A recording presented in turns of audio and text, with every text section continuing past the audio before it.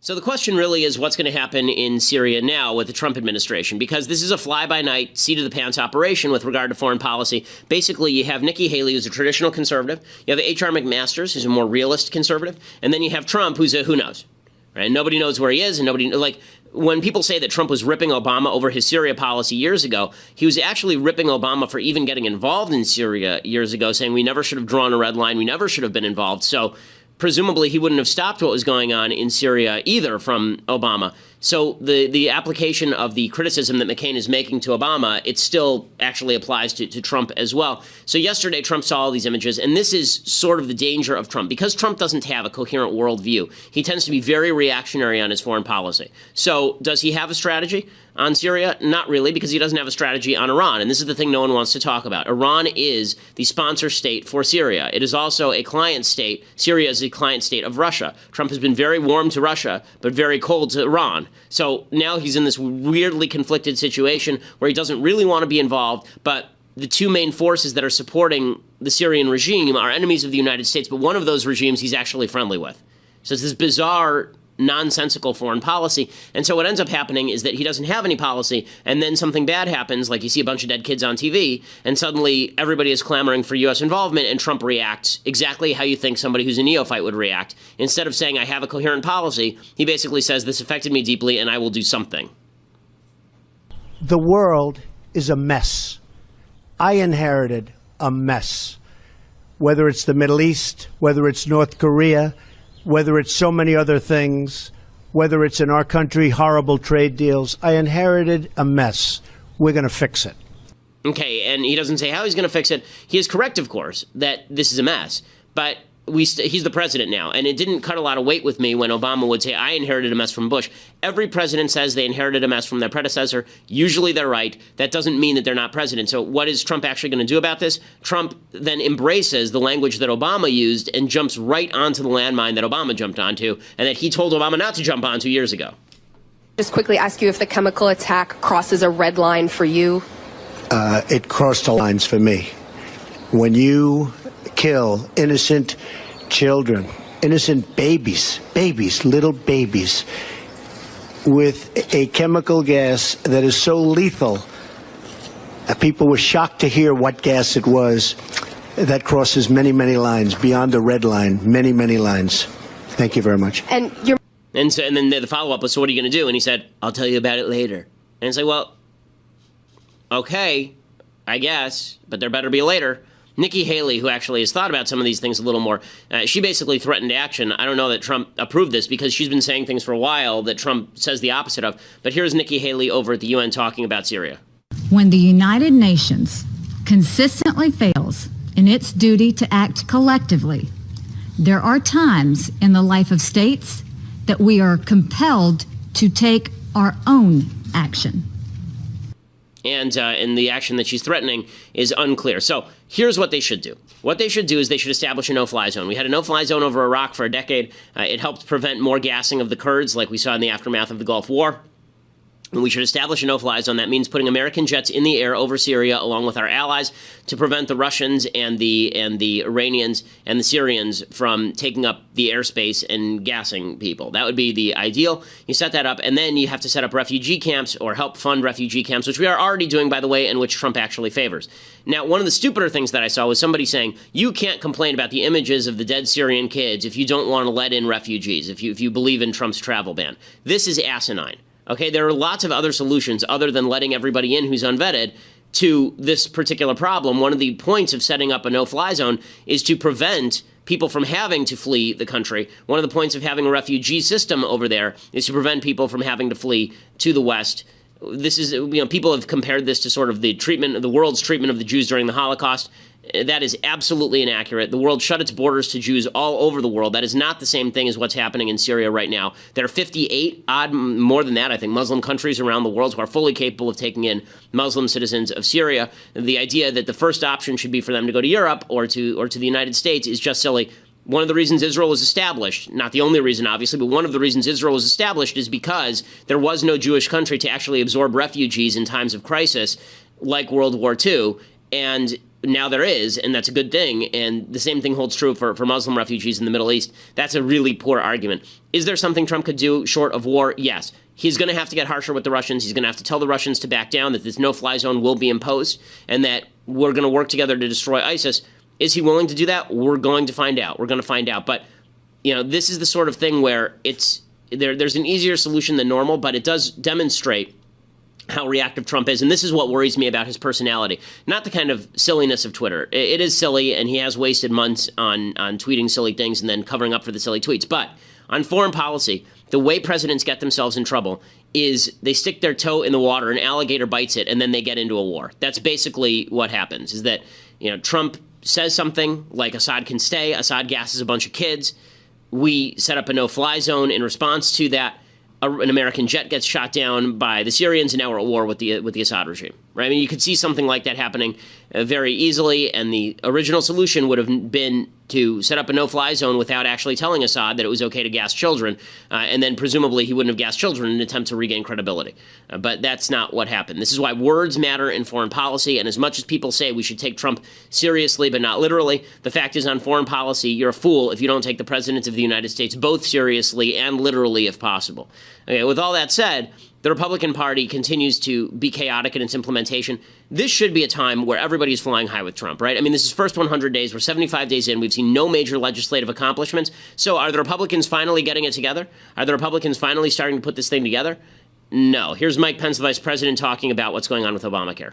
Well, first let me say, Republicans are united in our commitment to keep the promise we made to the American people years ago to repeal and replace Obamacare. And President Trump and I couldn't be more grateful with the determination that the men and women serving in the Congress under the Republican banner are bringing to this effort. But clearly, a few weeks back, Congress wasn't quite ready to take the first step to begin the end of Obamacare. But conversations have continued since then. I think we've made good progress, and I've seen good faith on all sides. Okay, again, this is nonsense. It's not true. He says, we're not quite there on Obamacare, but we're getting there. No, they're not. And the reason they're not is because it turns out that half of the people in Congress are not actually in favor of repealing Obamacare. And if you think I'm exaggerating, here's Representative Patrick McHenry, Republican from North Carolina. He's the Republican House Chief Deputy Whip. Here's what he said. He said, quote, "I was once in the individual marketplace.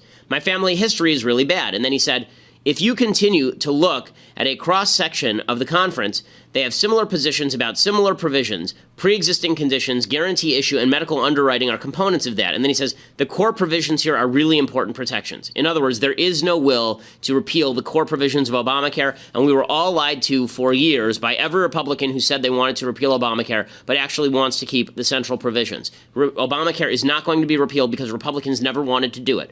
And two things are happening inside the Republican Party that are causing significant conflict. One is the Trumpian danger, this nationalist, populist, big government leftist stuff that's now masquerading as republicanism. That's one danger. But a second danger is power. Republicans now have power, and that means they have to enact the agenda they promised they were going to. They are not doing it, and it's exposing the rift for one and all. This is the real rift in the Republican Party pre-Trump. Trump has his own rift, but the real rift in the Republican Party pre-Trump was the Tea Party caucus rift with the establishment Republican elite. That rift continues to be present and is not being papered over anytime soon. Paul Ryan says we can't even get going on tax reform. We don't even have the necessary votes for tax reform. We will need more time to do tax reform. The House has a plan, but the Senate doesn't quite have one yet. They're working on one. The White House hasn't nailed it down. So even the three entities aren't on the same page. Okay, so this is amazing. Republicans run all three branches of government, the House, the Senate, and the presidency, and they can't get it together. They can't get it together, and that's because there are significant ideological differences inside the Republican Party. Some of those can be negotiated away, but a lot of them can't. It would take a significant amount of presidential leadership to actually push this thing, but that does not look like it is forthcoming. Meanwhile, there's chaos inside the Trump administration. Steve Bannon, who is Trump's chief strategy advisor, he apparently threatened to quit the Trump team if he was eliminated from the National Security Council. Knowing Steve, that is something that Steve would say, and it was also something Steve would back down from because Steve is a bully and most bullies are cowards. Steve was the kind of guy who likes to bluster a lot, but if he threatens and then it doesn't actually work, then he backs down. So that's exactly what happened here, apparently. Apparently, he threatened to quit if he was kicked off the National Security Council. H.R. McMaster, who is the new National Security Advisor, didn't want Bannon there because he says he doesn't know anything. What the hell is Bannon doing here? And so Bannon was basically moved off the National Security Council. Bannon threatened to quit. He didn't quit, obviously. He's sticking around because he is an obscure guy who has somehow found himself in a massive position of power. Is it a good thing he's not on the NSC? Yes, it's a good thing. It's more professional not to have a guy whose total foreign policy experience is his Navy experience from 30 years ago and then quasi-running Breitbart.com for a few years. That is not significant foreign policy experience to lead the NSC.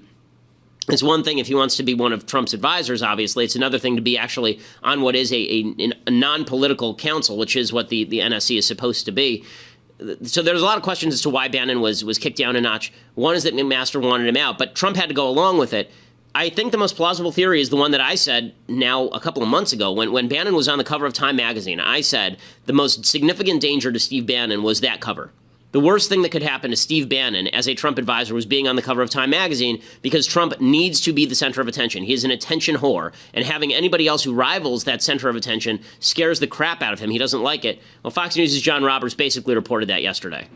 We are also told, though, that maybe the president wasn't particularly happy with the way that Bannon had been grabbing the limelight, and that may have also played into all of this. Melissa? John Roberts, thank you. Not a shock. Not a shock. So, with all of that said, the Democrats are now understanding that the way to get to Trump is not by attacking his policies, because his policies are all over the place, and they like a lot of his policies, including infrastructure. He's now apparently talking about a carbon tax, which is something they would like. They understand that the way to get to Trump is to basically taunt him into doing silly things, is to play on his ego. The biggest problem with Trump, aside from his viewpoint, which was not conservative, the biggest problem with Trump always was his temperament. It was always his character. And a lot of people were hoping that he would grow into the job. We're 75 days in, he's not growing into the job, and virtually all of the chaos in the administration is directly attributable to Donald Trump's his vacillating, temperamental character. I mean, he's just all over the place all the time, and governing by chaos is not a good strategy when you have, the kind of surprise him strategy works when you don't own the other branches of government. But again, he has the House, he has the Senate. Right now is the time for strong leadership. Here's what I want. We're going to get it done. Let me explain all the policy details, and let me explain how we're all going to get on the same page. That is not what Trump is doing. And so what the Democrats have realized is that what they should do is they should just irritate Trump into making mistakes. That Trump, in the parlance of tennis, Trump makes a lot of unforced errors. And if you just keep hitting the ball back over the net, then Trump will eventually make an unforced error. That's why Chuck Schumer, the Senate Minority Leader, he's now openly taunting Trump. When Donald Trump campaigned, one of the main issues he campaigned on was that China takes us out to lunch, stealing millions of American jobs, trillions of American dollars in wealth through unfair trade practices. And yet, since Donald Trump has become president, when it comes to trade, his policies make America look like a 98-pound weakling. He has done virtually nothing. Okay, so this is him taunting Trump, and he knows that what this is going to make Trump do is be more militant with the Chinese regime, and that'll make the Chinese regime more militant with Trump, and then there'll be conflict and bad headlines for Trump. That's what Schumer knows, and Trump is very predictable in this way. You can provoke him into doing things. That is the Democratic strategy. The reason that I'm criticizing Trump this way is because this is a massive opportunity. It's a massive opportunity for Republicans to do good, for Republicans to put in place conservative policies. That was the promise. The promise was that if people held their nose and voted for Trump, I didn't, but Republicans obviously did. I mean, a record number of Republicans obviously did. That if they held their nose and they voted for Trump, then the end result would be a Mike Pence presidency, at least in terms of policy. So far, that's been true, except for when Trump gets involved. And the more that Trump's character gets involved in the presidency, the worse this is. And that actually accelerates over time. Obama's character became involved in his presidency more over time. The beginning of a presidency is when you have all of the public support to ram through all the changes you want. None of those changes are being rammed through. Republicans can't get it together, and that's because of a lack of leadership that starts at the top. Democrats know that. They're going to try and taunt Trump into making more mistakes, and he's got to grow the self-control to actually stop this. Okay, now I want to stop and say thank you.